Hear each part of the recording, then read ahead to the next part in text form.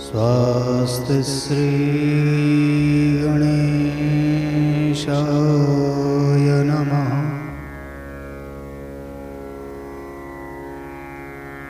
वक्रतुंड महाकाय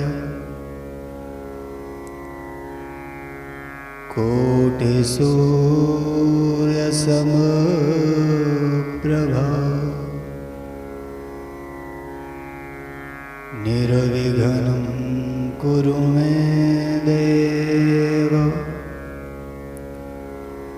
सर्वकार्येषु सर्वदा।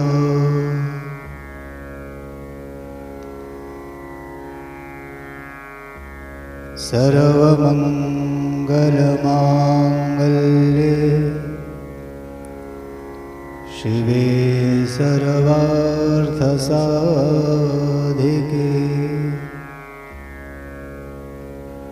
शरण्ये त्र्यंबके गौरी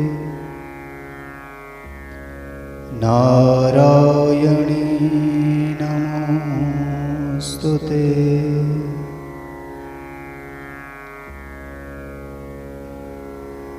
नारायणं नमस्कृत्य नरं चैव नरोत्तमं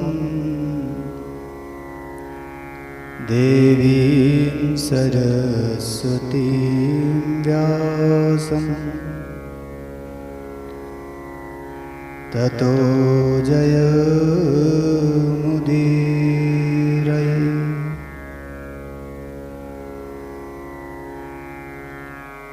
कृष्ण त्वदीयपदपङ्कजपञ्जरान्ते अद्यैव मे विशतु मानसराजहंस।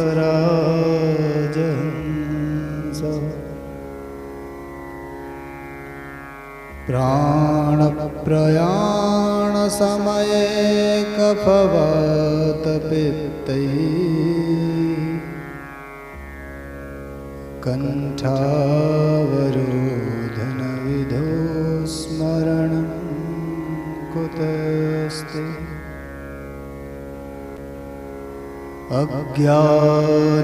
अज्ञानतिमिरान्धस्य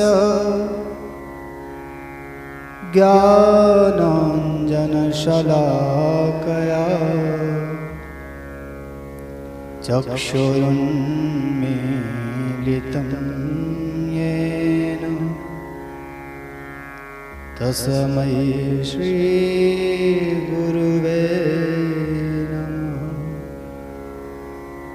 तस्मै श्रीगुरुवे नमः। प्रेम से बोलो श्री सद्गुरुदेव भगवान की।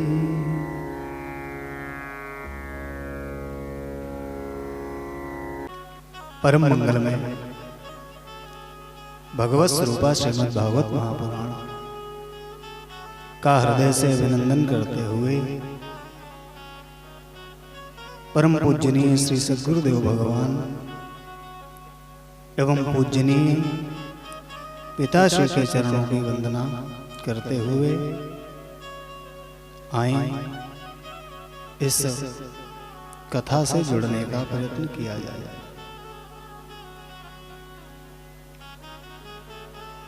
विगत अंक में आप सब लोगों ने श्रवण किया, शौनकादिक ऋषि सूत जी से 6 प्रश्न करते हैं। किम श्रेया शास्त्र सारः कः स्वावतार प्रयोजनम किम कर्म केवताराश्च धर्मः कम शरणं गता। तो शौनकादिक ऋषियों के इन प्रश्नों के उत्तर में सूत जी उन्हें बताते हैं कि जीवन का परम धर्म है परमात्मा के चरणों में स्वाभाविक प्रीति का उत्पन्न होना, और ये प्रेम अहेतुक होना चाहिए, इसका कोई हेतु नहीं होना चाहिए, किसी हेतु से ये नहीं होना चाहिए। जिस प्रकार माता का अपने शिशु में स्वाभाविक प्रेम होता है, उसी प्रकार जीव के मन में प्रभु के प्रति अहेतुक प्रेम होना चाहिए।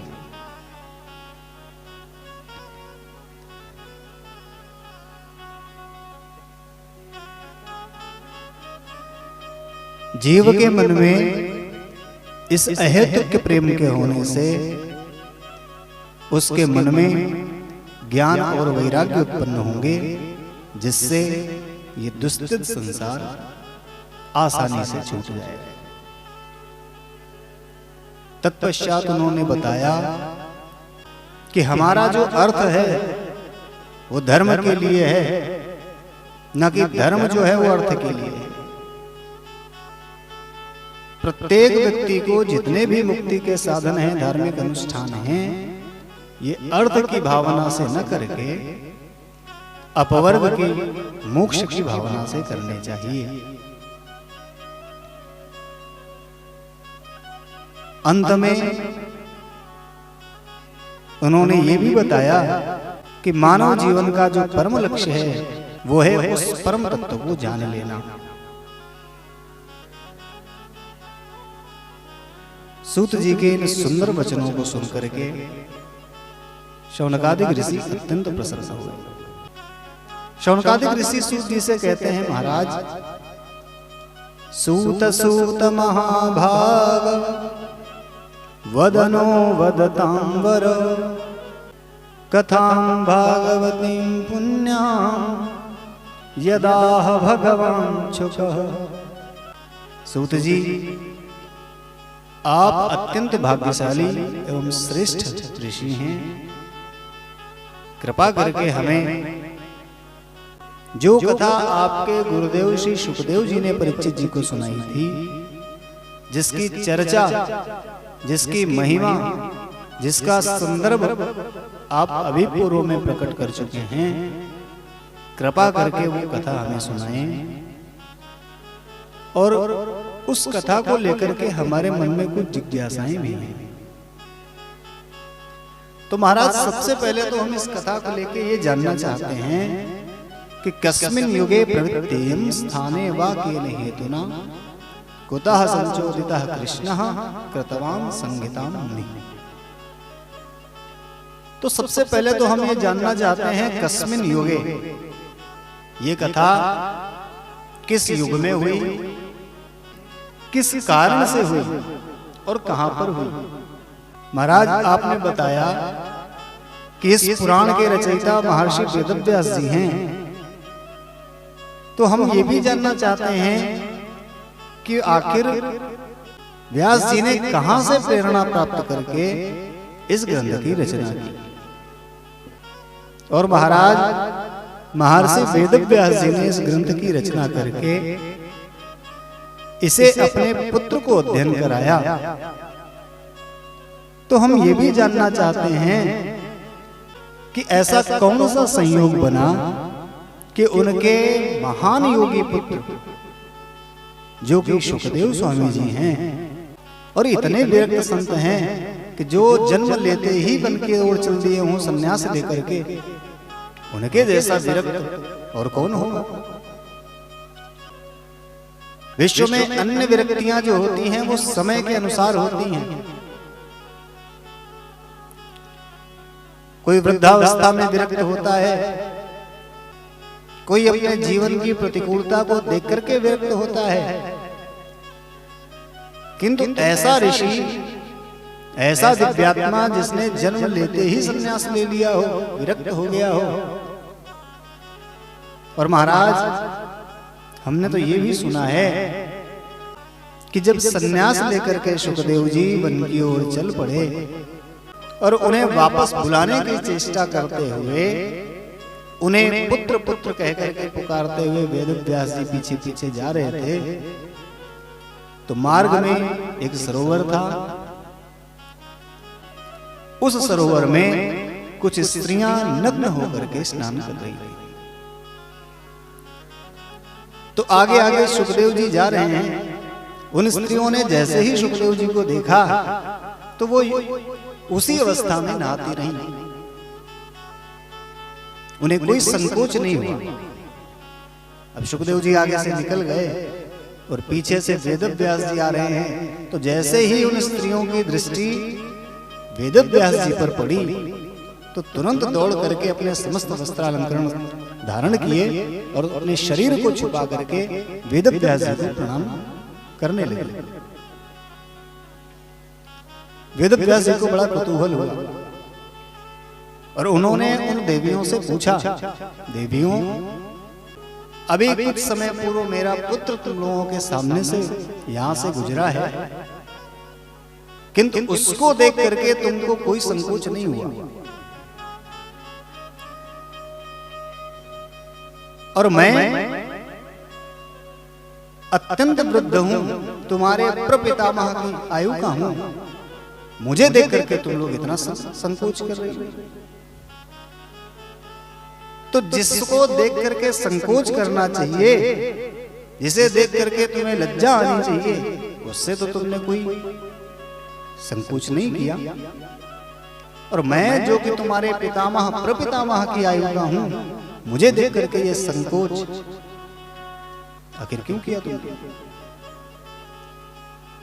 तो व्यास जी के इस प्रश्न को सुनकर के उन युवतियों ने इतना अद्भुत उत्तर दिया, जिस उत्तर को सुनकर के व्यास जी वहीं से वापस लौट आए। उन देवियों ने कहा, तद्वीक्ष्य प्रक्षति मुनौ जगदस्तवास्ति स्त्री पुंभिदान तो सुतस्य विविक्त दृष्टे। उन स्त्रियों ने कहा, व्यास जी, आप कह रहे हो कि आपके पुत्र को देख करके हमने कोई संकोच नहीं किया, और आपको देख करके हमने संकोचवश अपने वस्त्रालंकरण धारण कर लिए, ऐसा क्यों हुआ? तो व्यास जी, हमारा ये कहना है, पर्दा उससे किया जाता है जिसे ये ज्ञान हो कि ये स्त्री है, ये पुरुष है। अबोध बालक होता है और उसी अबोध बालक के सामने मां अपने वस्त्र बदल लेती है, उसे कोई संकोच नहीं है, कोई भय नहीं है, कोई लाज नहीं है। लेकिन वही बालक जब बड़ा हो जाता है तो क्या मां उसके सामने अपने वस्त्र बदल सकती है? नहीं। तो बालक के सामने वस्त्र बदलने का कारण यह है कि बालक अभी उस अवस्था को प्राप्त नहीं हुआ है जहां उसे यह ज्ञात हो कि क्या स्त्री है, क्या पुरुष है, इनके परस्पर संबंध क्या हैं, इनके परस्पर लक्षण क्या हैं। तो उसी प्रकार व्यास जी महाराज, हमने आपके पुत्र को देख करके कोई संकोच इसलिए नहीं करा क्योंकि आपका पुत्र तो सर्वभूत हृदय है, सबके अंदर वो उसी परमात्मा का दर्शन करता है, और इतना निर्मल मना है कि इसको अभी ये पता ही नहीं है कि स्त्री क्या है, पुरुष क्या है, इनके लक्षण क्या हैं, इनके परस्पर संबंध क्या हैं। किंतु महाराज, आप तो इतनी अधिक आयु के हैं, आप अच्छे तरीके से जानते हैं कि कौन स्त्री है, कौन पुरुष है। इसीलिए महाराज, जो ये जानता ही नहीं है कि स्त्री क्या है, पुरुष क्या है, उससे फिर कैसा संकोच? संकोच तो उससे होगा जिसे पता चले कि ये स्त्री है, ये पुरुष है। वेद व्यास जी ने जैसे ही उत्तर को सुना, अत्यंत आश्चर्यचकित रह गए। अरे, इतना शुद्ध, इतना दिव्य आत्मा मेरा पुत्र है। और वहीं से वेद व्यास जी वापस लौट गए।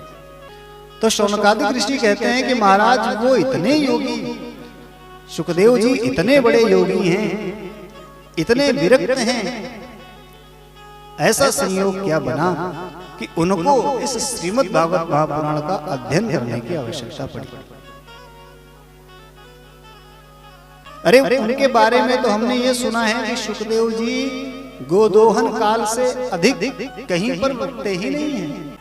ऐसे परम विरक्त श्री सुखदेव स्वामी जी ने इस श्रीमद् भागवत शास्त्र का अध्ययन कैसे किया? हमें महाराज ये भी कृपा करके बताइए कि महाराज परीक्षित जी तो भगवान के परम भक्तों में गिने जाते हैं, तो एक तो हमें इनके जन्म की कथा सुनाइए और हमें ये भी बताइए कि पृथ्वी के एक छत्र शासक महाराज परीक्षित और ऐसी विडंबना क्या हो गई और ऐसी आवश्यकता क्या पड़ी कि अपनी राज्य लक्ष्मी को छोड़ करके उन्हें गंगा जी के पावन तट पर आकर के इस श्रीमद् भागवत महापुराण का श्रवण करना पड़ा। हे सूत जी, आप अत्यंत विद्वान हैं, इसलिए ये जो भी हमने पूछा है कृपा करके हमारे इन सभी प्रश्नों का उत्तर देने की कृपा करें महाराज। अब सूत जी यहाँ पर ऋषियों के प्रश्नों का उत्तर दे रहे हैं और बताते हैं कि श्रीमद् भागवत महापुराण की रचना कब और कहाँ की गई। द्वापरे समनुप्राप्ते तृतीये युगपर्यये जातः पराशराब्द्योगी वासव्यां कलया हरे। सूत जी कहते हैं ऋषियों, द्वापर युग में पराशर नंदन परम योगी श्री व्यास जी का जन्म हुआ।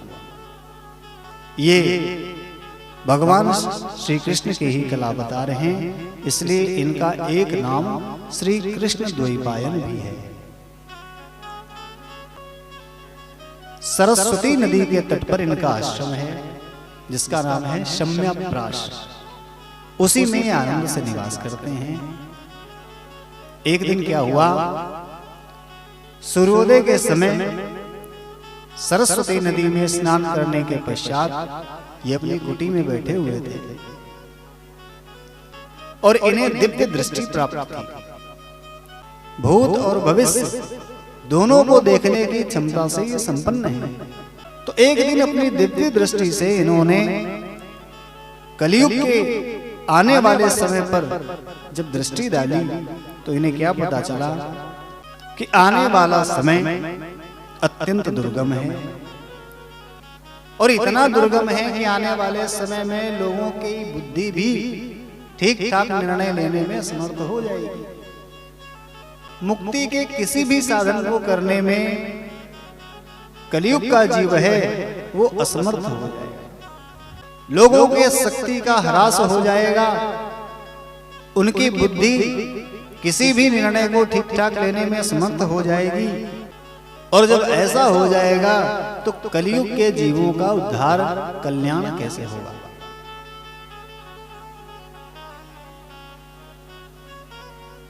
इसलिए वेद व्यास जी विचार करने लगे कि आने वाला समय घोर कलिकाल है। कलयुग में व्यक्ति की बुद्धि, भाग्य और कर्म तीनों मंद हो जाएंगे। आयु तो कलयुग में कम है ही, आयु के साथ न तो उसका भाग्य इतना प्रबल रहेगा, न तो वो इतना कर्मठ होगा और न ही इतना बुद्धिमान विवेकी होगा कि अपने कल्याण का कोई भी साधन कर पाए। अब बात आती है बुद्धि की। जो वेद है वो इतना क्लिष्ट है, इतना जटिल है और इतना परोक्षवादी है कि उसे